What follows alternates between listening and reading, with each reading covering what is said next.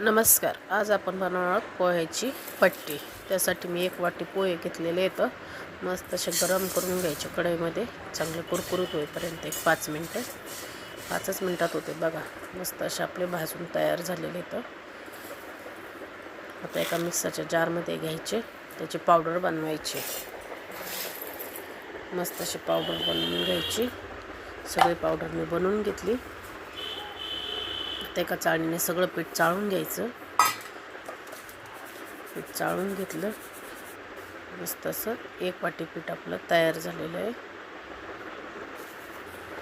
त्याच वाटीने 2 वाट्या पाणी गरम करण्यासाठी ठेवायचं. 2 वाट्या पाणी गरम करण्यासाठी आपण ठेवलेलं आहे. तोपर्यंत पिठामध्ये थोडंसं अजवाईन, थोडंसं चवीनुसार मीठ आणि लाल तिखट टाकून मस्त असं मिक्स करून घ्यायचं. पाणी आपलं गरम झालं. 1 वाटी पाणी बाजूला काढायचं आणि 1 वाटी पाण्यामध्ये मिक्स करायचं. लागलं तर घेता येईल.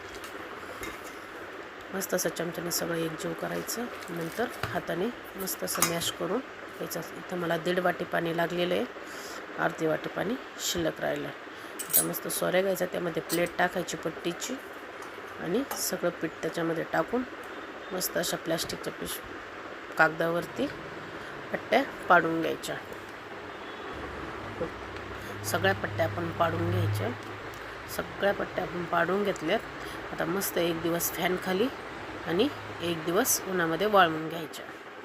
मस्त अशा आपल्या पट्ट्या बघा वाळल्या. आता एकदम कडक अशा पट्ट्या वाळल्यात. आता एका कढईमध्ये तेल गरम करायला ठेवायचं. त्यामध्ये आपल्या पट्ट्या टाकून घ्यायच्या. बघा किती मस्त अशा पट्ट्या, मस्त अशा आपल्या सगळ्या पट्ट्या फुगल्या तळून घेतल्या. बघा अशा किती क्रिस्पी तयार झाल्यात. बघा तुम्ही आवाजावरूनच कळत असेल. व्हिडिओ आवडला चॅनलला सबस्क्राईब नक्की करा.